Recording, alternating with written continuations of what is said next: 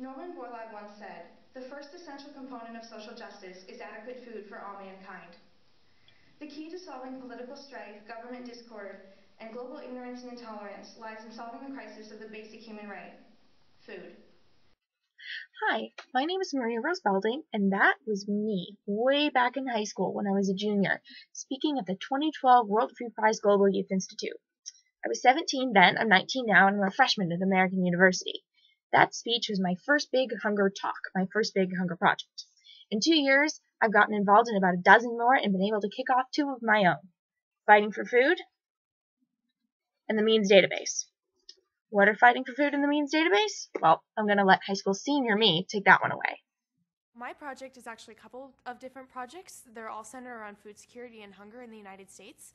The first one is a database that lets food shelves communicate with each other about waste.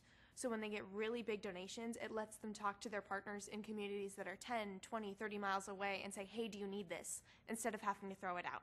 So that's project number 1, and that's called Means. And project number 2 is Fighting for Food, a guide for high school food drives. I wrote that along with my business partner. It's a 19-page PDF for high schools that want to run food drives and just maybe aren't sure how. Those projects have made a ton of progress since that video was first filmed. Fighting for Food, the guide for high school food drives, is now in the hands of students in 30 states and 6 countries, and has been published or promoted by 12 different nonprofits.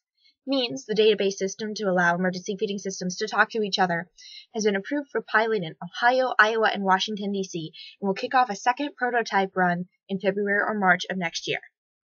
So, that's a little bit about what I do, but in the grand scheme of things, what I do really doesn't matter. It's about what I'm fighting against. Why is hunger such a huge issue? Well, various younger versions of me are going to go ahead and talk about that. So sometimes the biggest obstacle is ourselves.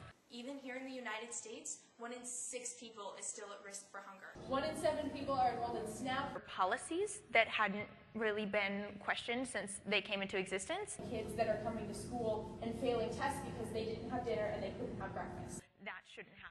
There's got to be a better way to do this. The truth is, we still have a long way to go. As you can see, I've changed a lot, but my vision for a hunger-free world really hasn't.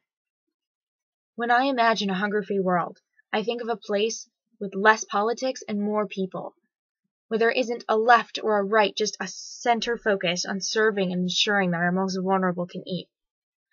When I think of a hunger-free world, I imagine a place where people not only get enough, but they get enough healthy food, that they can access fruits and vegetables that they can afford, that they have the nutrition education to make empowering choices about their own health.